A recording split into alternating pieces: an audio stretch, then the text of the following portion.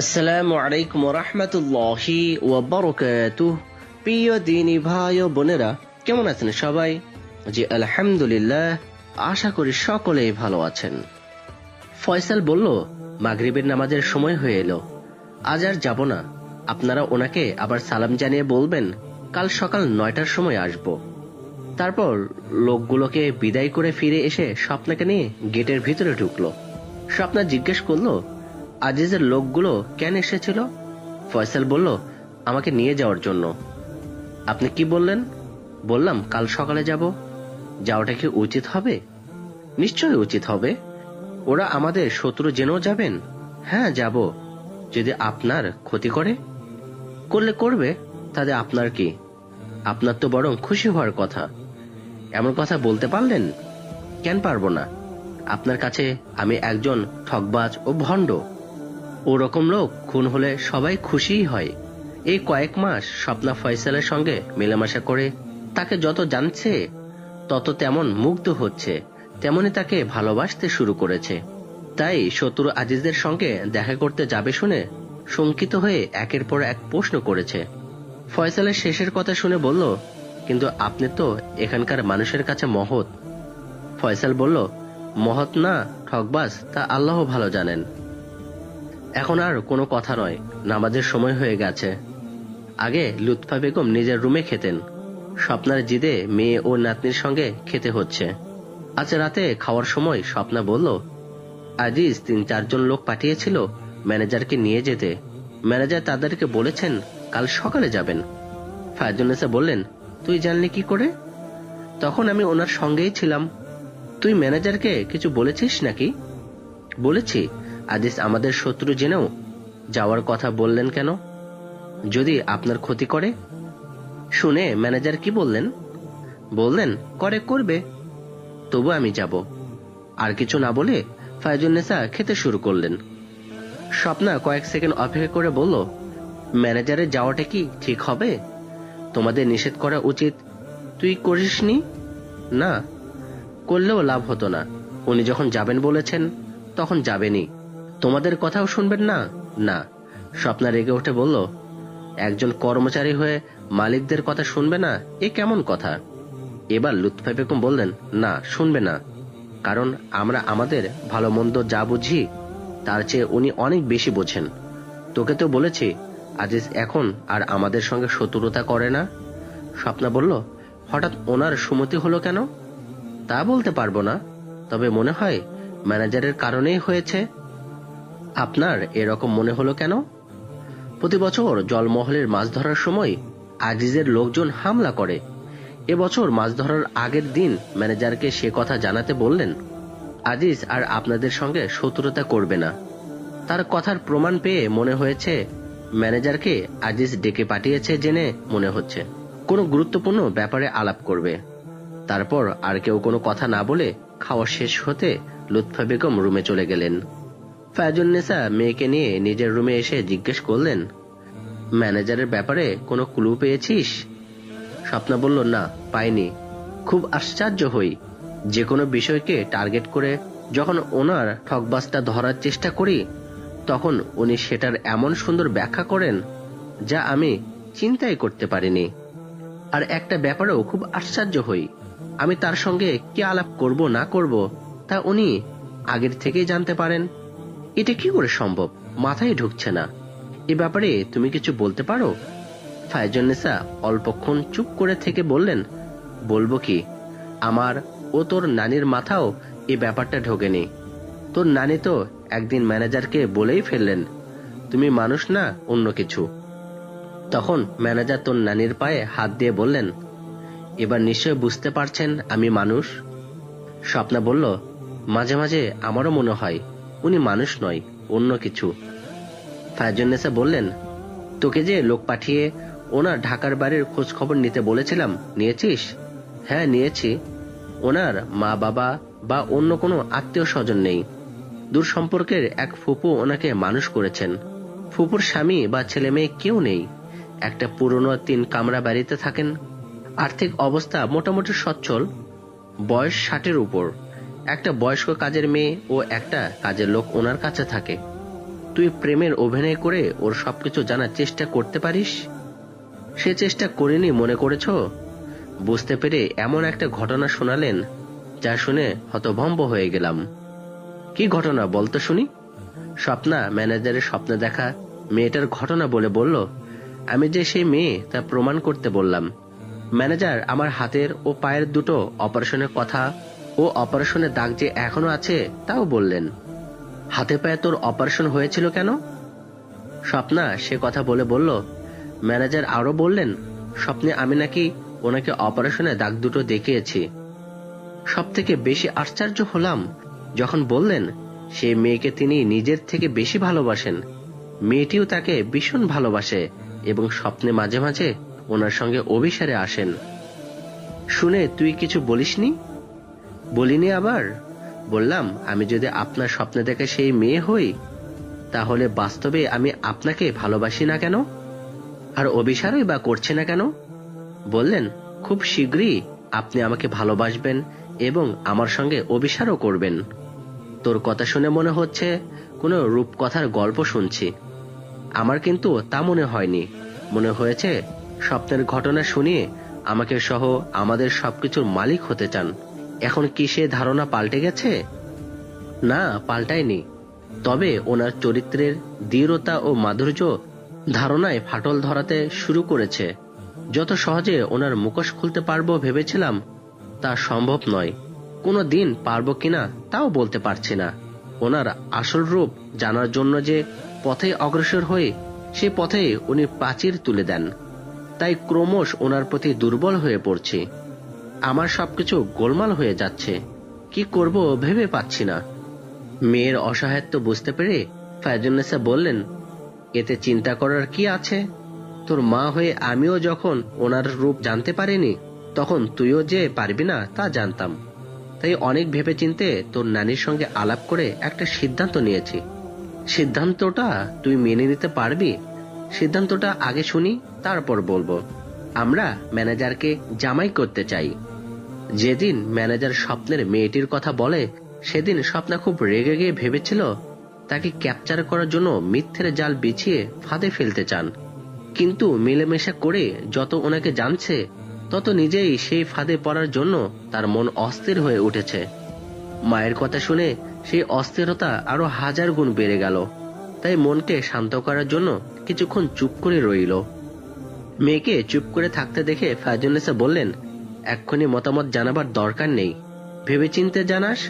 তবে এ কথাও ঠিক, তোর অমতে আমরা কিছু করব না। এবার ঘুমোতে যা। পরের দিন সন্ধ্যের পর ফায়জুন্নেসা ফয়সালকে ডেকে পাঠালেন। ফয়সাল দোতলা ড্রয়িং রুমে ঢুকে সালাম দিয়ে দেখল ফায়জুন্নেসা, লুৎফা বেগম ও স্বপ্না রয়েছেন। স্বপ্না সালামের উত্তর দিয়ে বসতে বলল। ফয়সাল বসার পর লুৎফা বেগম বললেন, স্বপ্নার কাছে শুনলাম কাল আজিজের লোক তোমাকে নিয়ে যেতে এসেছিল। আজ সকালে যাবে তাদেরকে বলেছিলে? গিয়েছিলে নিশ্চয়? জি গিয়েছিলাম। কেন ডেকেছিল? আপনারা মাদ্রাসা করবেন শুনে আলাপ করার জন্য। কি আলাপ করলেন? উনি মাদ্রাসা প্রতিষ্ঠা করার কাজে বেশ কিছু টাকা দিতে চান, আর মাদ্রাসা গরিব ছাত্রদের জন্য এতিমখানা করার জন্যও টাকা দিতে চান। শুধু তাই নয়, মাদ্রাসা ও এতিমখানা যাতে বন্ধ হয়ে না যায় সেজন্য বেশ কিছু জমিও ওয়াকফ করে দেবেন বললেন। মা কিছু বলার আগে ফায়জুন্নেসা রেগে উঠে দাঁতে দাঁত চেপে বললেন, পরের ধনে পোদ্দারি করে সওয়াব কামাতে চাই? আচ্ছা ম্যানেজার সাহেব, আপনি তো কোরআন হাদিসের অনেক জ্ঞান রাখেন। অবৈধ পন্থায় উপার্জিত সম্পদ এরকম কাজে দান করলে কি সওয়াব পাওয়া যায়? লুৎফা বেগম মেয়েকে ধমকের সুরে বললেন, সব জানার পরে জিজ্ঞেস করিস? ওকে কথা শেষ করতে দে। তারপর ম্যানেজারকে বললেন, আজিজের কথা শুনে তুমি কি বললে? বললাম, শুনেছি আপনার আর্থিক অবস্থা আগে খুব খারাপ ছিল। চৌধুরী স্টেটে ম্যানেজারি করার সময় স্টেটের তহবিল তসরুফ করে ও কৌশলে স্টেটের অনেক জমি জায়গা নিজের নামে করে নিয়ে বড়লোক হয়েছেন। আপনি মনে হয় জানেন না এসব কাজে অসৎ পথে উপার্জিত সম্পদ দান করতে নেই। করলেও তার কোনো সওয়াব আল্লাহ দেন না। তাই জেনে শুনে ওই সম্পদ এরকম কাজে গ্রহণ করতে আমি পারবো না। আগে হলে আমার কথা শুনে হয়তো আমাকে খুন করে ফেলতেন, কিন্তু এখন উনি একরকম মৃত্যু সজ্জায়। তারপর ওনার ছেলের মৃত্যুর কথা বলল, তাই একটু গম্ভীর স্বরে জিজ্ঞেস করলেন, আপনি এসব কথা জানলেন কি করে? বললাম, যেমন করে জানি না কেন, কথাগুলো যে সত্য অস্বীকার করতে পারবেন না, কারণ এই গ্রামের মুরব্বীরা সবাই ব্যাপারটা জানেন। অনেকক্ষণ চুপ করে থেকে চোখের পানি ফেলতে ফেলতে বললেন, হ্যাঁ, আপনার সব কথা সত্য। এখন আমি আমার পাপের জন্য অনুতপ্ত, তাই যা কিছু অসৎ পথে উপার্জন করেছি সব মাদ্রাসায় দান করতে চেয়েছিলাম। আপনিই বলুন, কিভাবে আমি পাপের প্রায়শ্চিত্ত করব? কি করলে আল্লাহ আমাকে ক্ষমা করবেন? তারপর কিছুক্ষণ চুপ করে থেকে আবার বললেন, বেশ কিছুদিন আগে আমাদের মসজিদের দরবেশের মতো একজন মুসাফির এসেছিলেন। তিনি এমন কিছু কথা আমাকে বলেছিলেন যা শুনে আমার দিব্য চোখ খুলে যায়।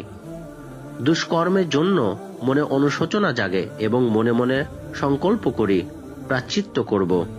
উনি আমার মনের অবস্থা বুঝতে পেরে আরো বললেন, মানুষ জীবনে ন্যায় অন্যায় অনেক করে, সেজন্য তওবা করে আল্লাহর কাছে ক্ষমা চাইতে হয়।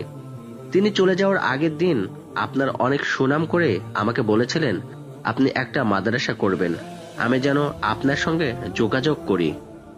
বললাম, আল্লাহর দয়ার সাগর, যে বান্দা অন্যায় কাজের জন্য অনুতপ্ত হয়ে ক্ষমা চায় তাকে তিনি ক্ষমা করে দেন। এটা কোরআন হাদিসের কথা। আপনি যখন অনুতপ্ত তখন নিশ্চয়ই আল্লাহ রব্বুল আলামিন ক্ষমা করবেন। তবে আমি হাদিস মোতাবেক যে কথা বলবো তা আপনাকে করতে হবে। আমার কথা শুনে আদিস মিয়া যেন আশার আলো দেখতে পেলেন। তাড়াতাড়ি চোখ মুছে বললেন, বলুন কি করতে হবে? আপনি যা বলবেন তাই করব। বললাম, অসৎ পথে চৌধুরী স্টেটের যত যা কিছু নিয়েছেন সেসব স্টেটের মালিকের কাছে ফেরত দিতে হবে, অথবা স্টেটের মালিকের কাছে অন্যায় স্বীকার করে ক্ষমা চাইতে হবে, এবং উনি যদি আন্তরিকভাবে ক্ষমা করে দেন তাহলে যা কিছু আপনি মাদ্রাসায় দান করতে চাচ্ছেন তা আমি গ্রহণ করব, আর সেজন্য আল্লাহ আপনাকে ক্ষমা করবেন ও সওয়াব দান করবেন। উনি আবার চোখের পানি ছেড়ে দিয়ে বললেন, আপনার কথায় আমি রাজি। আমার শারীরিক অবস্থা তো আপনি দেখতেই পাচ্ছেন। চৌধুরী স্টেটের মালিকের কাছে যাওয়ার ক্ষমতা নেই। কি করব আপনি আমাকে পরামর্শ দিন। বললাম, ঠিক আছে, আপনার কথা আমি স্টেটের মালিকের কাছে বলবো। উনি কি বলেন না বলেন আপনাকে জানাবো। তারপর বিদায় নিয়ে চলে আসি। ফয়সাল চুপ করে গেলে লুৎফা বেগম নাতনিকে উদ্দেশ্য করে বললেন, এখন তুমি চৌধুরী স্টেটের একমাত্র উত্তরাধিকারী। আজিজের ব্যাপারে তোমাকে সিদ্ধান্ত নিতে হবে।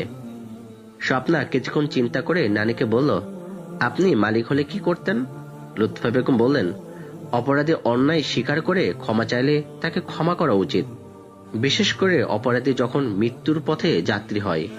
স্বপ্না মায়ের দিকে তাকিয়ে বলল, তোমার মতামত বলো। ফায়জুন্নেসার কানে মা ও মেয়ের কথা যায়নি।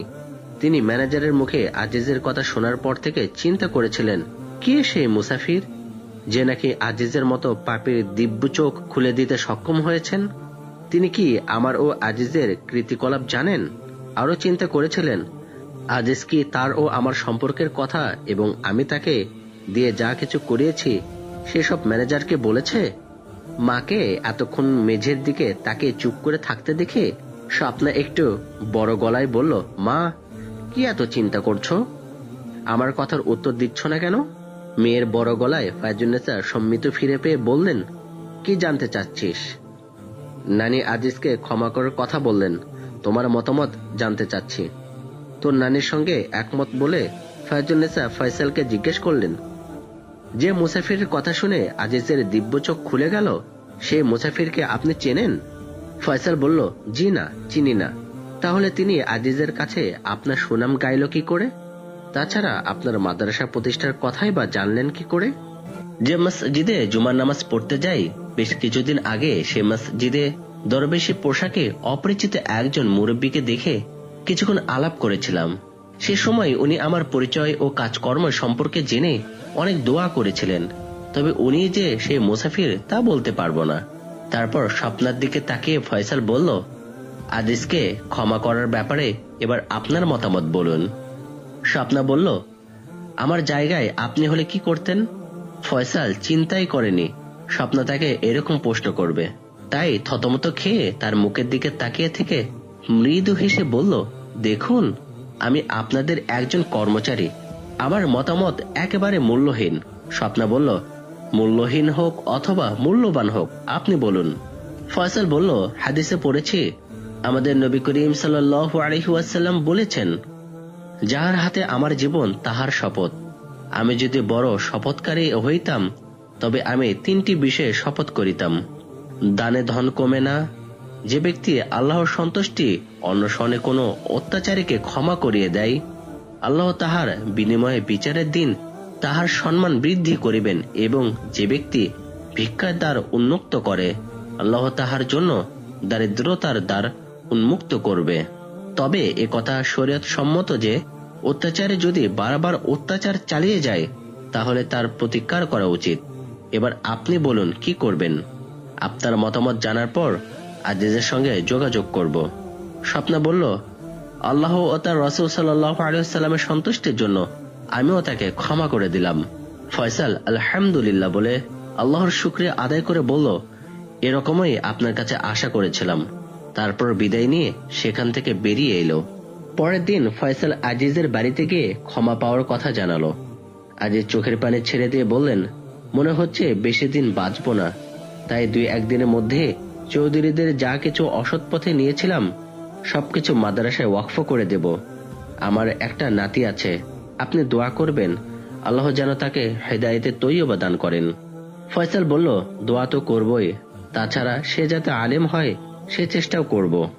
আজিজ বললেন, আল্লাহ আপনাকে খোকসাবাড়ির জন্য রহমত স্বরূপ পাঠিয়েছেন, আপনি কয়েকদিনের মধ্যে আসবেন, আরো কিছু কথা আপনাকে বলার আছে। ফয়সাল বলল, ঠিক আছে, ইনশাআল্লাহ আসব। তারপর বিদায় নিয়ে ফয়সাল চলে এলো। কয়েকদিন পর ফয়সাল আবার যেদিন গেল তার পরের দিন আজিজ মারা গেল। মাস 3 মধ্যে মসজিদ তৈরি সম্পূর্ণ হলেও মাদ্রাসা প্রতিষ্ঠা করে চালু করতে প্রায় 1 বছর সময় লাগলো। আজ মাদ্রাসা উদ্বোধন হবে, ধর্মমন্ত্রী উদ্বোধন করবেন। এই 2 বছরের মধ্যে খোকসাবাড়ি ইউনিয়নের সমস্ত গ্রামে ফয়সালের সুনাম ছড়িয়ে পড়েছে। আবার বৃদ্ধ তাকে শ্রেণীর মতো ভক্তি শ্রদ্ধা করে, তাকে খোকসাবাড়ির আল্লাহর রহমত মনে করে। বিশেষ করে গরিবরা তাকে পীরের মতো মান্য করে। আর করবেই নাই বা কেন? যেসব অসহায় পরিবারের আয়ের কোনো উৎস নেই তাদের আয়ের উৎস করে দিয়েছে। অসহায় পরিবারের অনেক আইবুড়ো মেয়েদের বিয়ের ব্যবস্থা করেছে। বিভিন্ন গ্রামে রাস্তাঘাটের সংস্কার করে দিয়েছে। গরিব ও অসহায় পরিবারের ছেলে মেয়েদের শিক্ষার ব্যবস্থা করে দিয়েছে। সব থেকে বড় যে কাজ করেছে সেটা হলো চৌধুরীদের অত্যাচার থেকে সমস্ত গ্রামের মানুষকে রক্ষা করেছে। অবশ্য ফয়সালের সঙ্গে স্বপ্নারও সুনাম ছড়িয়েছে, কারণ ফয়সাল যা কিছু করেছে স্বপ্নাকে দিয়ে করিয়েছে। সে শুধু সঙ্গে থেকেছে আর লোকজনের কাছে স্বপ্নার পরিচয় জানিয়েছে। তার ফলে চৌধুরী বংশের আগে যে দুর্নাম ছিল এখন আর তা নেই, বরং ক্রমশ সুনাম বেড়েই চলেছে। তাই আজ মাদ্রাসা উদ্বোধনী অনুষ্ঠানে হাজার হাজার মানুষ এসেছে। চৌধুরী স্টেটের সব লোক এসেছে। লুৎফা বেগম বোরখা পরে এলেও ফায়জুন্নেসা ও স্বপ্না গায়ে মাথায় চাদর দিয়ে এসেছেন। নীলফামারী জেলার এমপি আসার পর ধর্মমন্ত্রী মাদ্রাসা উদ্বোধন করলেন। তারপর অনুষ্ঠানে ভাষণ দেওয়ার সময় প্রথমে ফয়সালের ও চৌধুরী স্টেটের মালিকদের ভূষিয়ে প্রশংসা করলেন। তারপর যারা এই প্রতিষ্ঠানে জমি জায়গা ও পয়সা দিয়ে সাহায্য করেছে তাদের, বিশেষ করে আজিজের অনেক প্রশংসা করে বললেন, আশা করি যারা এই মহৎ প্রতিষ্ঠান করেছেন এবং যারা সাহায্য করেছেন তারা সবাই এটা যাতে ভালোভাবে পরিচালিত হয় সেই ব্যবস্থা গ্রহণ করবেন। এই প্রতিষ্ঠান যাতে সরকারের অনুমোদন পায় সেই ব্যবস্থা করব ইনশাআল্লাহ। এখানেই আমার বক্তব্য শেষ করছি। আল্লাহ হাফেজ। তারপর সালাম জানিয়ে বসে পড়লেন। এমন সময় একটা জিপ এসে মঞ্চের কাছে থামতে সেদিকে সবাই তাকালো। জিপ থেকে ডিআইজি, আইজি ও খোকসাবাড়ি থানার ওসি নেমে মঞ্চে এসে ধর্মমন্ত্রীর সঙ্গে সালাম ও মোসাফা করার পর উনি ওনাদের বসতে বললেন। আর ওনাদের সঙ্গে যে কয়েকজন পুলিশ এসেছে তারা মন্ত্রীকে স্যালুট দিয়ে একপাশে দাঁড়ালো। ওসি সাহেব বসেননি, দাঁড়িয়েছিলেন। ওনারা বসার পর ওসি সাহেব মন্ত্রী মহোদয়ের অনুমতি নিয়ে জনগণকে উদ্দেশ্য করে বললেন, আপনারা চৌধুরী বংশের কিংবদন্তির কথা অনেক শুনেছেন। 3 বছর আগে এখানকার থানার ওসি হয়ে আসার পর আমিও শুনেছি, কিন্তু বিশ্বাস করতে পারিনি। প্রায় 2 বছর থানার নথিপত্র দেখে ও আপনাদের অনেকের সঙ্গে আলাপ করে দৃঢ় ধারণা হয় নিশ্চয় এর মধ্যে কোনো রহস্য আছে।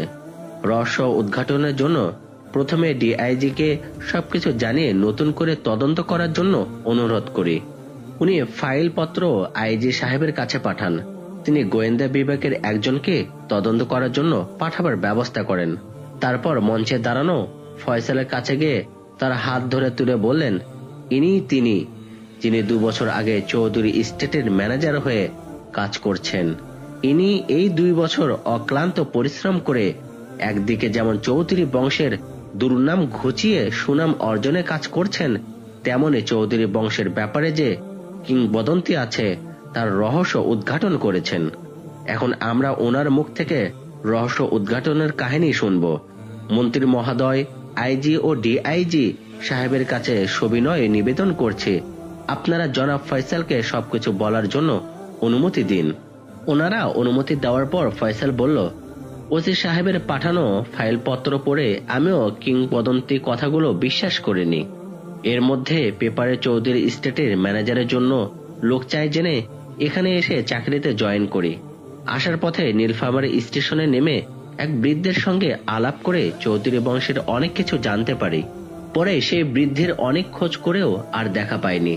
তারপর বাড়িতে যাওয়ার কথা বলে ছুটি নিয়ে প্রথমে চৌধুরী বংশের প্রথম পূর্বপুরুষ জয়নুদ্দিনের আসল বাড়ি ডোমারে অনুসন্ধান চালিয়ে জানতে পারি জয়নুদ্দিন দিঘিতে মাছ ধরতে গিয়ে জিনেদের এক ঘোড়া সোনার মোহর পেয়ে লোক জানাজানি ভয়ে এখানে পালিয়ে এসে বাস করছেন। কথাটা মিথ্যা।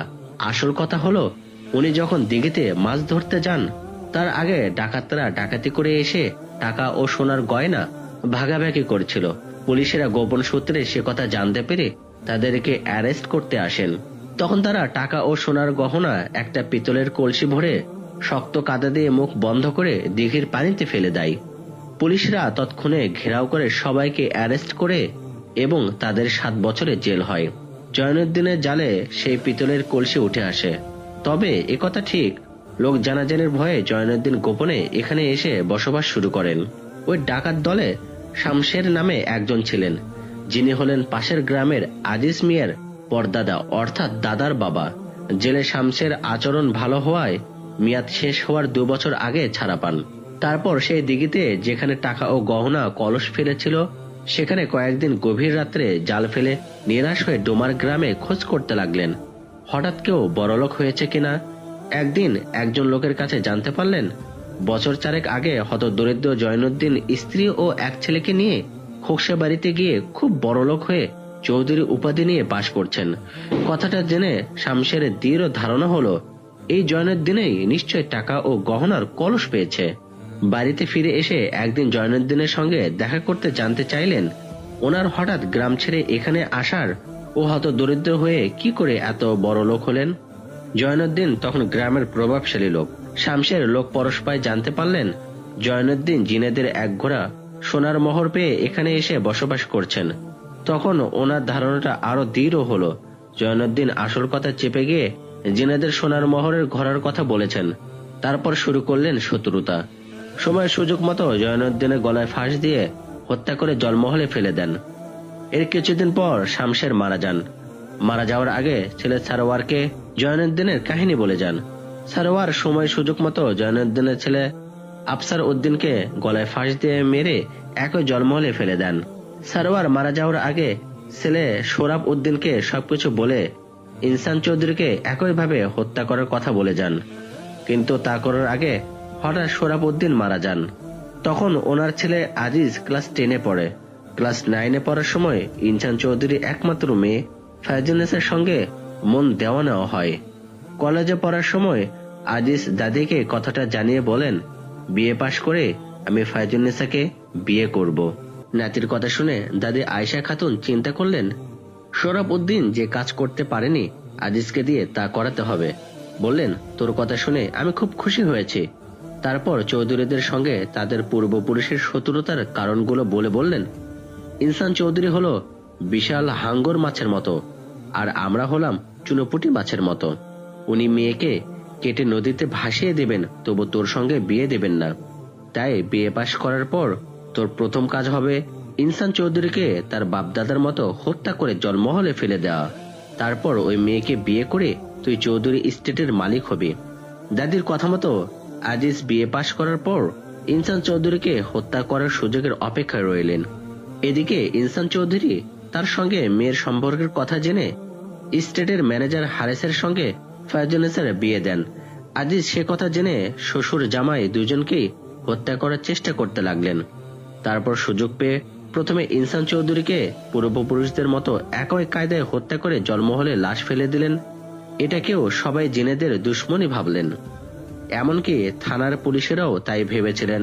তারপর কৌশলে ইনসান চৌধুরীর জামাইকেও একই পন্থায় হত্যা করে এবং কৌশলে ফয়জুন্নেসার মন জয় করে স্টেটের ম্যানেজার হন।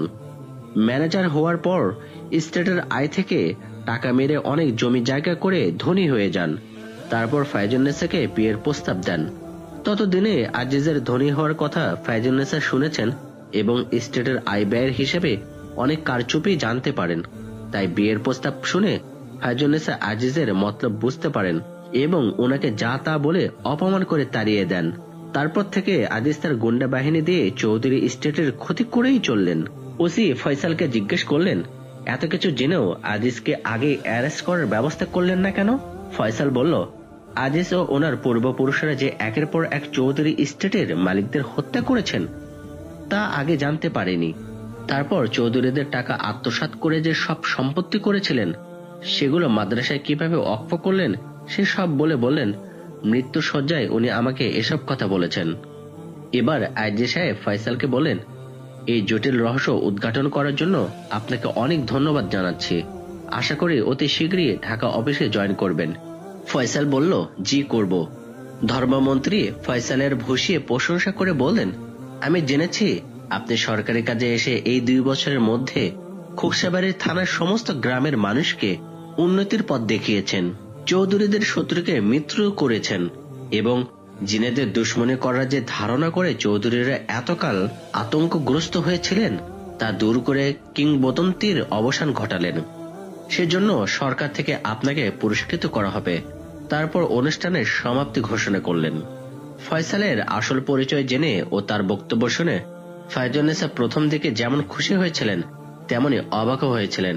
কিন্তু ফয়সাল যখন আজিজের সঙ্গে তার মন দেওয়া নেওয়ার কথা বলে তখন এ কথা ভেবে ভয় পেয়েছিলেন যে স্বামী বেঁচে থাকা অবস্থায় ও মারা যাওয়ার পর আজিজের সঙ্গে তার অবৈধ সম্পর্কের কথা যদি প্রকাশ করে দেন তাহলে আত্মহত্যা করা ছাড়া কোনো উপায় থাকবে না। কথাটা ভেবে ভয়ে কাঠ হয়ে গিয়েছিল। তারপর ফয়সাল কৌশলে ওই প্রসঙ্গ এড়িয়ে গেলে স্বস্তির নিঃশ্বাস ফেলে ভাবলেন, ফয়সাল মানুষ হলেও তার চরিত্র ফেরেস্তার মতো। লুৎফা বেগমও খুব অস্থির হয়ে পড়েছিলেন এই ভেবে যে যদি ফয়সাল ওদের অবৈধ সম্পর্কের কথা প্রকাশ করে দেয় তাহলে চৌধুরী বংশের ইজ্জত ধুলোয় মিশে যাবে। ফয়সাল তা করল না দেখে তিনিও তার প্রতি খুব সন্তুষ্ট হলেন। আর স্বপ্না ফয়সালের পরিচয় পেয়ে যতটুকু খুশি হয়েছিল পূর্বপুরুষ জয়নুদ্দিনের ধনী হওয়ার ঘটনা শুনে তার থেকে অনেক বেশি নিজের কাছে নিজেকে ঘৃণিত মনে করতে লাগলো। ভাবল চৌধুরীদের এত বিশাল সম্পত্তির পিছনে রয়েছে ডাকাতদের ডাকাতির অবৈধ সম্পদ। বাড়িতে এসে মেয়ের মন খারাপ দেখে ফয়জুন্নেসা জিজ্ঞেস করলেন, কি রে, শরীর খারাপ? স্বপ্না বলল, না। তাহলে তোর মন খারাপ কেন? পূর্বপুরুষ জয়নুদ্দিনের ধনী হওয়ার ঘটনা শুনে। এতে মন খারাপের কি হলো? আমরা তো অন্যায় কিছু করিনি। না করলেও আমরা ওনার সেই অন্যায়ভাবে হস্তগত সবকিছু তো ভোগ করছি। হ্যাঁ, তা করছি, তবে এজন্য তো আমরা দায়ী নয়। ওসব কথা মন থেকে মুছে ফেলে এখন কি করবি চিন্তা কর। স্বপ্ন অবাক হয়ে বলল, কি চিন্তা করব? এরই মধ্যে ভুলে গেলি? ম্যানেজারকে জামাই করার ব্যাপারে সেদিন আমাদের সিদ্ধান্তের কথা তোকে বললাম না? উনি সরকারি লোক, সরকারি কাজে এসেছিলেন, কাজ শেষ হয়েছে, ওনার বস এবার ঢাকায় ফিরে যেতে বললেন, শুনলে না? তা তো শুনেছি। এর সঙ্গে বিয়ের কোনো সম্পর্ক থাকবে কেন? সম্পর্ক নেই ঠিক, কিন্তু আমাকে বিয়ে করবেন কিনা তা তো তোমরা জানো না। প্রস্তাব দিলে যদি রাজি না হন? কেন হবেন না? তুই তো বলেছিলি তিনি তোকে ভীষণ ভালোবাসেন, তোকে না পেলে সারা জীবন বিয়েই করবেন না। আমাকে নয়, উনি ওনার স্বপ্নে দেখা মেয়েটির কথা বলেছিলেন। ওনার স্বপ্নে দেখা মেয়েটি যে তুই, সে কথাও তো বলেছিলি। আমি তো নানিকে দিয়ে প্রস্তাব দেওয়াবো। 2 বছর তার সঙ্গে মেলামেশা করে স্বপ্না ফয়সালকে এত ভালোবেসে ফেলেছে যে তার কেবলই মনে হয় তাকে ছাড়া বাঁচবে না। তাই সে এবার চলে যাবে জানার পর থেকে তার মন ভীষণ ছটফট করছে। প্রস্তাব দেওয়ার কথা শুনে ভাবল পূর্বপুরুষ জয়নুদ্দিনের কারণে হয়তো ফয়সাল তাকে ভীষণ ভালোবাসলেও স্ত্রী রূপে গ্রহণ করবে না। কথাটা ভেবে তার চোখে পানি এসে যেতে মুখ নিচু করে চুপ করে রইল। কি রে, কিছু বলছিস না কেন? ভিজে গলায় জানি না যাও বলে স্বপ্না সেখান থেকে নিজের রুমে এসে ফুপিয়ে ফুপিয়ে কাঁদতে লাগলো। রাতে খাওয়ার টেবিলে লুৎফা বেগম মেয়েকে বললেন, স্বপ্না কোথায়? ওকে ডাক। ফায়জুন্নেসা কুলসুমকে বললেন, স্বপ্না আসেনি কেন, দেখে এসো। কুলসুম ফিরে এসে বলল, আপা দরজা লাগিয়ে ঘুমিয়েছেন। লুৎফা বেগম মেয়েকে জিজ্ঞেস করলেন, ওর শরীর খারাপ নাকি? ফায়জুন্নেসা মেয়ের মানসিক অবস্থা বুঝতে পেরেছেন, বললেন, না, তবে মন খুব খারাপ দেখলাম। হঠাৎ মন খারাপ কেন হলো? মনে হয় ম্যানেজার ঢাকা চলে যাবেন শুনে মন খারাপ। তারপর তার সঙ্গে যা আলাপ করেছেন বললেন। লুৎফা বেগম কিছু না বলে খাওয়া শেষ করে রুমে যাওয়ার সময় বললেন, ম্যানেজারকে ডেকে পাঠাও, তার সঙ্গে কথা বলবো। ফয়সাল দোতলার ড্রয়িং রুমে এসে সালাম দিয়ে ঢুকে দেখল লুৎফা বেগম ও ফায়জুন্নেসা বসে আছেন, স্বপ্না নেই। ফায়জুন্নেসা সালামের উত্তর দিয়ে বসতে বললেন। ফয়সাল বসার পর লুৎফা বেগম বললেন, সরকারি কাজে এসেছিলে, কাজ শেষ হয়েছে, এবার তাহলে চলে যাচ্ছ? ফয়সাল বলল, সরকারি চাকরি করি, সরকারের হুকুম তো মানতেই হবে। আমরাও তো তোমাকে চাকরি দিয়ে আনিয়েছি, সে ব্যাপারে কি করবে? সরকারের আদেশ অনুসারে এখানে রিজাইন দিতে হবে। আমরা যদি একসেপ্ট না করি? একসেপ্ট না করার কোনো কারণ তো দেখছি না, বরং জিনের ও মানুষের দুশ্মনী থেকে আপনাদের দুশ্চিন্তা আল্লাহর ইচ্ছায় দূর করে দিয়েছি। সেজন্য খুশি মনে একসেপ্ট করাই তো উচিত। তাছাড়া আপনারা শিক্ষিত, সরকারের আদেশ আমার মানা উচিত, তা তো ভালো করেই জানেন। আমরা শিক্ষিত হলেও তোমার মতো জ্ঞান বুদ্ধি আমাদের নেই, তাই তর্কে তোমার সঙ্গে পারবো না। তাই এই ব্যাপারে আর কথা বলবো না, তুমি যা ভালো বুঝবে করবে। এবার একটা কথা বলবো, আশা করি রাখবে। বলুন। রাখার মতো হলে নিশ্চয়ই রাখবো। আমরা তোমার হাতে স্বপ্নাকে দিতে চাই। ফয়সাল অনেক আগে বুঝতে পেরেছিল লুৎফা বেগম কথা বলবেন, তাই কি বলবে ভেবে রেখেছিল। বলল, বিয়ের ব্যাপারে আমার নিজস্ব কোনো মতামত নেই। মা বাবা যদি একটা কুৎসিত অন্ধ কালো খোড়া বা বোবা মেয়েকে বউ করতে চান, তাতেও আমার কোনো আপত্তি নেই। লুৎফা বেগম বুঝতে পারলেন ম্যানেজার স্বপ্নাকে বিয়ে করতে রাজি নয়। মেয়ের মুখের দিকে এক পলক তাকিয়ে নিয়ে চুপ করে রইলেন। ফায়জুন্নেসা ফয়সালের কথা শুনে মনক্ষুণ্ণ হলেন। মাকে চুপ করে থাকতে দেখে ফয়সালের দিকে তাকিয়ে বললেন, আপনি এত জ্ঞানী গুণী হয়ে মিথ্যে কথা বলবেন ভাবতেই পারছে না। আমরা জানি আপনার মা বাবা নেই, শুধু একজন ফুফু আছেন। ফয়সাল মৃদু হেসে বলল, আল্লাহর কোনো মুমিন বান্দা মিথ্যে বলতে পারে না। যারা গোয়েন্দা বিভাগে কাজ করে তাদের আসল পরিচয় বাইরের লোকদের কাছে গোপন রাখতে হয়। তাই চাকরির সময় যে বায়োডাটা দিয়েছি সেটা আসল নয়। লুৎফা বেগম মেয়েকে ধমকের স্বরে বললেন, আমি যখন কথা বলছি তখন তোমার চুপ করে থাকা উচিত। তারপর ফয়সালকে বললেন, যাওয়ার আগে ঠিকানা দিয়ে যেও, আমরা তোমার মা বাবার সঙ্গে যোগাযোগ করব। মাফ করবেন, ঠিকানা দেওয়া সম্ভব নয়, কারণটা তো একটু আগে বললাম। এবার লুৎফা বেগমও মনক্ষুণ্ণ হলেন। তা প্রকাশ না করে বললেন, কবে এখান থেকে যাবে? এখনো সিদ্ধান্ত নেইনি, তবে 2-4 দিনের মধ্যে যেতেই হবে। ঠিক আছে। কুলসুম যখন খাওয়ার জন্য ডাকতে আসে তখন স্বপ্না দরজা লাগিয়ে চিন্তা করছিল আজ মা নিশ্চয় নানিকে দিয়ে প্রস্তাব দেওয়াবে। তাই আধা ঘন্টা পর বেরিয়ে এসে ড্রয়িং রুমে জানালার পর্দা অল্প একটু ফাঁক করে এতক্ষণ তাদের আলাপ শুনছিল। নানি এবার এসো বলতে নিজের রুমে ফিরে এসে চিন্তা করতে লাগলো, ম্যানেজারের স্বপ্নে দেখা সে মেয়েটা যদি আমি হই, তাহলে নানির প্রস্তাবে রাজি না হয়ে এড়িয়ে গেলেন কেন? মনে হয় ওনাকে দ্রুত শট ও ঠক ধার্মিক ভাবতাম জেনে স্বপ্নের মেয়েটির মিথ্যে কাহিনী বানিয়ে শুনিয়েছেন। কিন্তু ওনার মতো ছেলে তো মিথ্যে কাহিনী বানিয়ে বলতে পারেন না। তাছাড়া ওনার চোখের দৃষ্টিতে যা দেখেছি তাও মিথ্যে হতে পারে না। তখন তার মাস 6 আগের একটা ঘটনা মনে পড়ল। একদিন ম্যানেজার তাকে দূরের এক জলমহল দেখাতে নিয়ে গিয়েছিল। ফেরার পথে স্বপ্নে বলল, আপনি তো বলেছিলেন স্বপ্নে সে মেয়েটি কিছুদিনের মধ্যে আপনার সঙ্গে বাস্তবে অভিসার করবে। কই, আজ 1.5 বছর হয়ে গেল, একবারও অভিসার করলো না। ফয়সাল মৃদু হেসে বলেছিল, আপনি বুঝতে পারেননি, সে তো প্রায় প্রতিদিন অভিসারে আসে এবং আজও আমার সঙ্গে অভিসারে বেরিয়েছে। স্বপ্না মৃদু হেসে বলল, যদি তাই হয় তাহলে তার সঙ্গে শুধু কাজের কথা আলাপ করেন কেন? অভিসারে বেরিয়ে তো প্রেম আলাপও করে। তা অবশ্য করে, কিন্তু মেয়েটিও করে না কেন বলতে পারেন? স্বপ্নে লজ্জা পেত না, বাস্তবে পায় বলে। এবার একটা কথা বলবো, রাখতে হবে। বলুন। রাখার মতো হলে নিশ্চয় রাখবো। আমরা তুমিতে আসতে পারি না? দুঃখিত, তা সম্ভব নয়। কেন? কর্মচারী হয়ে মালিককে তুমি বলা কি উচিত? মালিক তো বলার অনুমতি দিচ্ছে। তাছাড়া মালিক তো এখন প্রেমিকা। তবুও সম্ভব নয়, কারণ এটা খুব অশোভনীয়। তাছাড়া আমি ছোট বড় এমনকি চাকর চাকরানীদেরকেও আপনি করে বলি। কারণটা বলবেন? সবাইকে আমার থেকে বড় ও জ্ঞানী মনে করি, আর যারা গরিব ও মূর্খ তাদেরকেও। কারণ একজন মানুষ শিক্ষিত বা ধনী হলেও গরিব বা মূর্খরা এমন অনেক কিছু জানেন যা অনেকেই জানেন না। বিয়ের পরও কি আমাকে আপনি করে বলবেন? নিশ্চয়ই বলবো।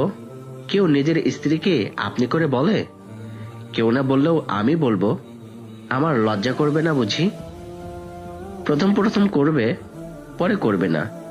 তাহলে আমিও কিন্তু আপনি করে বলবো। সেটাই তো স্বাভাবিক। কিন্তু আপনি করে বললে দূরত্ব থেকে যায়। ওটা মনের ভুল। আমার ধারণা আপনি করে বললে ভক্তি শ্রদ্ধা যেমন আরো বাড়ে, তেমনি প্রেমিক প্রেমিকার মর্যাদা স্থায়ী হয়। তুমি বা তুই করে বললে একে অপরকে অপমান করা হয়। এজন্য একজন অন্যজনের কাছে হেই মানে ছোট হয়ে যায়। এরপরও ম্যানেজার নানির প্রস্তাব এড়িয়ে গেলেন কেন চিন্তা করতে করতে একসময় স্বপ্নে ঘুমিয়ে পড়ল। পরের দিন সকালে কয়েকশো গ্রামবাসী চৌধুরী বাড়ির গেটে এসে স্লোগান দিতে লাগলো, আমরা ম্যানেজারকে এখান থেকে যেতে দেব না। হট্টগোল শুনে স্বপ্না, ফায়জুন্নেসা ও লুৎফা বেগম বারান্দায় এসে দাঁড়িয়েছেন। দারোয়ানকে আসতে দেখে ফায়জুন্নেসা জিজ্ঞেস করলেন, এত লোকজন এসেছে কেন? তারা কি চাই? দারোয়ান বলল, ওরা ম্যানেজার সাহেবকে এখান থেকে যেতে দিতে চাচ্ছে না। ফায়জুন্নেসা বললেন, ম্যানেজারকে কথাটা জানাও। দারোয়ানের মুখে ঘটনা শুনে ফয়সাল গেটের বাইরে এলে লোকজন বারবার ওই একই স্লোগান দিতে লাগলো। ফয়সাল তাদের চুপ করতে বলার পর কয়েক সেকেন্ডের মধ্যে নীরবতা নেমে এলো। ফয়সাল বলল, আমি কেন চলে যাচ্ছি তা আপনারা গতকাল আইজি সাহেবের কাছে শুনেছেন। তারপরে এরকম কেন করছেন বুঝতে পারছি না। লোকজন চিৎকার করে বলল, কারো কথায় আপনাকে কিছুতেই যেতে দেব না। প্রয়োজনে এখানে আমরা আমরণ অনশন করে পড়ে থাকব। ফয়সাল তাদেরকে অনেক করে বোঝাবার চেষ্টা করলো, কিন্তু কোনো কাজ হলো না। শেষে বলতে বাধ্য হলো, আমি আইজি সাহেবকে আপনাদের কথা চিঠি দিয়ে জানাবো। উত্তর না আসা পর্যন্ত যাব না। এবার আপনারা দয়া করে ফিরে যান। গ্রামবাসীর মধ্যে বশির অল্প শিক্ষিত হলেও খুব বুদ্ধিমান। সে বলল, আইজি সাহেবের চাকরি ছেড়ে দিন। আমরা সবাই সামর্থ্য অনুযায়ী কিছু কিছু জমি আপনাকে দেব, থাকার জন্য ঘর করে দেব, তবু আপনাকে যেতে দেব না। ফয়সাল বলল, ঠিক আছে, আইজি সাহেব চিঠির উত্তরে কি জানান আগে দেখি, তারপর কি করব না করব জানাবো। এবার আপনাদেরকে চলে যাওয়ার অনুরোধ করছি। ফয়সালের কথা শুনে আশ্বস্ত হয়ে লোকজন চলে গেল। ফয়সাল চলে যাবে তাই অফিসে এসে মৃণাল বাবু ও স্বপ্নাকে সবকিছু বুঝিয়ে দেওয়ার জন্য ডেকে পাঠালো। মৃণাল বাবু এসে বললেন, ছোট মালিকিন তো আজ উপর থেকে নামেননি। ফয়সাল হাশেম মিয়াকে বললেন, ছোট মালিকিনকে আসতে বলুন। হাশেম ফিরে এসে বলল, ওনার শরীর খারাপ, আসতে পারবেন না। ফয়সাল মৃণাল বাবুকে বললেন, আপনাকে সহ ছোট মালিকিনকে সবকিছু বুঝিয়ে দিতে চাই, কিন্তু উনি আসতে পারছেন না। কাল সবকিছু বুঝিয়ে দেব। পরপর 3 দিন একই কারণে স্বপ্না অফিসে এলো না দেখে ফয়সাল চিন্তিত হলো। ভাবলো কি হয়েছে জানা উচিত। তাই চাকরানী আকলিমা রাতের খাবার নিয়ে এলে জিজ্ঞেস করলো, ছোট মালিকিনের কি হয়েছে? আকলিমা বলল, কি হয়েছে জানি না, তবে আজ 3 দিন পানি ছাড়া কিছুই খাননি, রুম থেকে বারো হননি, সব সময় মন ভার করে শুয়ে থাকেন। ডাক্তার দেখানো হয়েছে? তা বলতে পারবো না। ফয়সালের ঠোঁটে মৃদু হাসি ফুটলো। আর কিছু না বলে খেতে শুরু করলো। খাওয়া শেষ হতে আকলিমা বাসন পেয়ালা নিয়ে যেতে উদ্যত হতে বলল, নানি আম্মাকে বলবেন আমি ওনার সঙ্গে দেখা করতে চাই। একটু পরে আকলিমা ফিরে এসে বলল, আসুন। দোতলায় এসে আকলিমা তাকে ড্রয়িং রুমে বসতে বলে চলে গেল। কিছুক্ষণ পর লুৎফা বেগমকে ঢুকতে দেখে ফয়সাল দাঁড়িয়ে সালাম দিয়ে বলল, কেমন আছেন? লুৎফা বেগম সালামের উত্তর দিয়ে বললেন, বয়স হয়েছে ভাই, শরীরে নানা রকম উদ্রূপ শুরু হয়েছে। তা কবে যাবে জানতে এসেছো বুঝি? গ্রামের লোকজন সে কথা জানে? কবে যাব এখনো ঠিক করিনি। আপনার নাতনির কি হয়েছে জানতে এসেছি। কি হয়েছে ওনার? লুৎফা বেগম নাতনি খাওয়া দাওয়া ছেড়ে দিয়েছে জেনে তার সঙ্গে আলাপ করে বুঝতে পেরেছেন ম্যানেজার তাকে বিয়ে করতে রাজি হয়নি বলে তার এই অবস্থা। ফয়সালের কথা শুনে বললেন, কি হয়েছে আমরা জিজ্ঞেস করেও জানতে পারিনি, তুমি পারো কিনা দেখো। তারপর তাকে নিয়ে নাতনির রুমের দরজার কাছে এসে বললেন, একটু দাঁড়াও, ঘুমিয়েছে নাকি দেখি। তারপর পর্দা ঠেলে ঢুকে তাকে চোখের পানি ফেলে মোনাজাত করতে দেখে চুপ করে দাঁড়িয়ে রইলেন। স্বপ্না দৃঢ় ধারণা ম্যানেজার তাকে ভীষণ ভালোবাসলেও পূর্বপুরুষ জয়নুদ্দিনের কারণে বিয়ে করবেন না, তাই সিদ্ধান্ত নিয়েছে চিরকুমারী থাকবে আর ম্যানেজার চলে যাওয়া পর্যন্ত তার সঙ্গে দেখা করবেন না। এই কয়েকদিন শুধু কেঁদেছে আর আল্লাহর কাছে ফরিয়াদ করেছে, আল্লাহ তুমি সর্বজ্ঞ, আমার অন্তরের কথা তুমি জানো, আমি ওকে ছাড়া বাঁচবো কিনা তাও জানো। ওর দ্বারা তুমি আমাকে হেদায়েত দিয়েছ, তোমার উপর ভরসা করে সবর করে আছি, তুমি এর ফয়সালা করে দাও, দোষ ত্রুটি ক্ষমা করে আমার মনের বাসনা পূর্ণ করে দাও। তোমার পেয়ারা হাবিবের উপর শত কোটি দুরূদ ও সালাম পেশ করছে, ওনার ওসিলায় তোমার এই নগণ্য গুনাহগার বান্দির দোয়া কবুল করো, আমিন।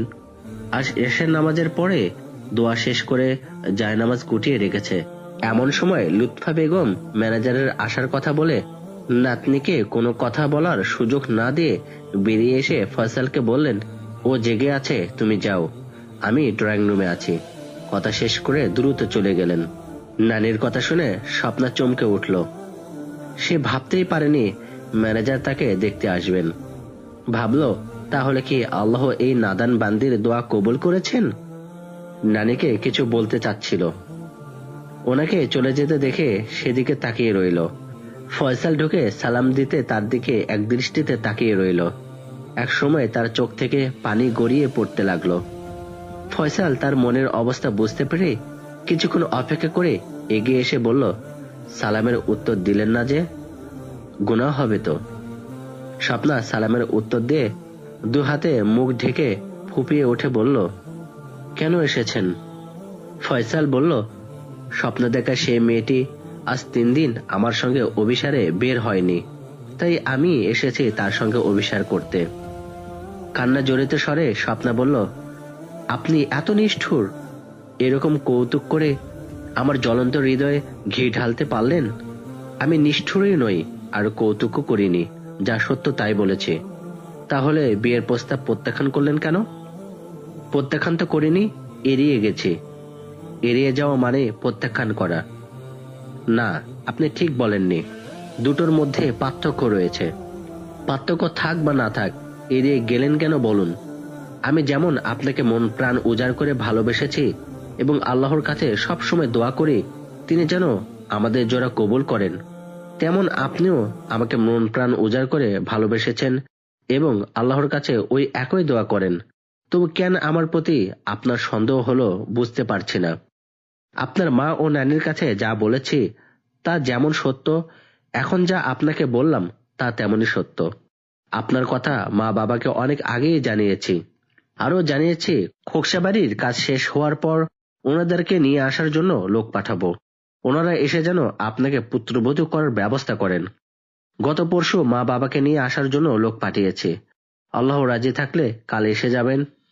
স্বপ্না নিজের কানকে বিশ্বাস করতে পারল না। কয়েক সেকেন্ড স্ট্যাচুর মতো দাঁড়িয়ে থেকে বলল, আপনি মানুষ না ফেরেশতা বলে তাকে জড়িয়ে ধরতে গেল। ফয়সাল দ্রুত তার দুটো হাত ধরে ফেলে বলল, এ কি করতে যাচ্ছিলেন? জানেন না বিয়ের আগে এটা হারাম? তারপর হাত ছেড়ে দিল। ততক্ষণে আনন্দের স্বপ্নার চোখ থেকে পানি পড়তে শুরু করেছে। ভিজে গলায় বলল, আমি সেই প্রথম থেকে ভুল বুঝে আপনার সঙ্গে অনেক দুর্ব্যবহার করেছি। ধর্মীয় জ্ঞানের অভাবে আজ আবার হারাম কাজ করতে যাচ্ছিলাম, আমার সমস্ত অপরাধ ক্ষমা করে দিন বলে তার পায়ে হাত রাখল। ফয়সাল তাকে দাঁড় করিয়ে পকেট থেকে রুমাল বের করে তার চোখ মুখ মোছার সময় বলল, মানুষ মাত্রই জেনে না জেনে অনেক ছোট বড় অন্যায় করে ফেলে, সেজন্য প্রত্যেকের তওবা করে আল্লাহর কাছে ক্ষমা চাইতে হয়। আপনার সব রকমের অন্যায় আগে যেমন ক্ষমা করেছি, ভবিষ্যতে তেমনই করব। এবার বলুন, এত বড় সুখবর দেওয়ার জন্য কি বকশিশ দেবেন? ফয়সাল স্বপ্নার রুমে ঢোকার পর লুৎফা বেগম মেয়ে ফায়জুন্নেসাকে ম্যানেজারের স্বপ্নাকে দেখতে আসার কথা বলে ডেকে নিয়ে এসে পর্দার আড়াল থেকে তাদের কথোপকথন শুনছিলেন। ফয়সাল বকশিশ দেওয়ার কথা বলতে লুৎফা বেগম রুমে ঢুকে বললেন, ওর তো নিজের কিছু নেই, যা ছিল সবটুকু অনেক আগে তোমার মধ্যে বিলীন করে দিয়েছে। বকশিশ আমরা দেব বলে মেয়েকে ভিতরে আসতে বললেন। ফায়জুন্নেসা ভিতরে আসার পর তাকে বললেন, তোর হবু জামাই স্বপ্নার কাছে বকশিশ চাচ্ছে, ওর কি আছে দেবে, তুই কি দিবি দে। বাইরে থেকে ম্যানেজারের কথা শুনে ফায়জুন্নেসা এত আনন্দিত হয়েছেন যে তখন থেকে চোখের পানি ফেলছেন। মা ডাকতে চোখ মুছে রুমে এসেছেন। এখন বকশিশ দেওয়ার কথা শুনে আবার চোখ থেকে পানি বেরিয়ে পড়ল। সেই অবস্থায় বললেন, আমাদের যা কিছু আছে সব পূর্বপুরুষের অবৈধ টাকায়, তোমার মতো পবিত্র ছেলেকে ওই অবৈধ থেকে কিছু দেওয়া ঠিক হবে না। তাই শুধু আল্লাহর কাছে দোয়া করছি, তিনি যেন তোমাদের দাম্পত্য জীবন সুখের ও শান্তির করেন এবং পরকালের জীবনে বেহেশত নসিব করেন। তারপর বললেন, আমি আল্লাহর এক নিকৃষ্ট বান্দি, জানি না আল্লাহ আমার দোয়া কবুল করবেন কিনা। তারপর সেখান থেকে চোখ মুছতে মুছতে চলে যেতে উদ্যত হলে ফয়সাল বলল, দাঁড়ান মা, যাবেন না। ফয়সালের মা ডাক শুনে ফায়জুন্নেসা চমকে উঠে থমকে দাঁড়িয়ে বললেন, তোমার মতো ছেলের মা হওয়ার যোগ্যতা আমার নেই। ফয়সাল বলল, মায়ের যোগ্যতার বিচার করার অধিকার কোনো সন্তানের নেই। তারপর এগিয়ে এসে কদমবুচি করে বলল, সন্তানের কাছে মায়ের দোয়া হলো শ্রেষ্ঠ উপহার, সমস্ত পৃথিবীর রাজত্বের চেয়ে মূল্যবান এবং ইহকাল ও পরকালের সুখ শান্তি। তারপর লুৎফা বেগমকে কদমবুচি করে বলল, ঠিক বলিনি নানিমা? লুৎফা বেগমও আনন্দে এতক্ষণ ধৈর্য ধরতে পারলেও এখন আর পারলেন না। চোখের পানি ছেড়ে দিয়ে বললেন, তোমার মতো আল্লাহর প্রিয় বান্দা কখনো ব্যাঠিক কিছু বলতে পারে না। ফয়সাল কিছু বলতে চাচ্ছিল, তার আগেই ফায়জুন্নেসা বললেন, কিন্তু আমি আল্লাহর একজন নিকৃষ্ট বান্দি, আমার দোয়া কি আল্লাহ কবুল করবেন? ফয়সাল বলল, যাই কিছু হন না কেন আপনি মা, আর সন্তানের জন্য মায়ের দোয়া কবুল হবেই। আপনি জানেন কিনা জানি না, বান্দা যত বড় গুনাহ করুক না কেন, অনুতপ্ত হয়ে চোখের পানি ফেলে তওবা করে ক্ষমা চাইলে আল্লাহ ক্ষমা করে দেন, কারণ অনুতপ্ত বান্দার চোখের পানি আল্লাহর কাছে খুব প্রিয়। লুৎফা বেগম বললেন, হ্যাঁ ভাই, তুমি ঠিক বলেছ, এটা হাদিসের কথা। কথা শেষ করে চোখ মুছতে মুছতে চলে গেলেন। ফায়জুন্নেসাও চোখ মুছতে মুছতে মাকে অনুসরণ করলেন। এবার আমার পালা বলে ফয়সাল স্বপ্নার দিকে তাকিয়ে তার চোখ থেকে পানি পড়ছে দেখে বলল, নানিমা ও মা কাঁদতে কাঁদতে চলে গেলেন। আপনিও কাঁদছেন? আমি আর বাকি থাকি কেন বলে কান্নার অভিনয় করল। স্বপ্না কান্না মুখে হাসি ফুটিয়ে বলল, আর অভিনয় করতে হবে না, 2 বছর অভিনয় করে সবাইকে অনেক কাঁদিয়েছেন। ফয়সাল বলল, তাই তো শেষ অভিনয় করে আপনাকে হাসালাম। স্বপ্না চোখ মুছতে মুছতে বলল, সত্যি একজন মানুষের মধ্যে যে এত গুণ থাকতে পারে, আপনাকে না দেখলে বিশ্বাস করতাম না।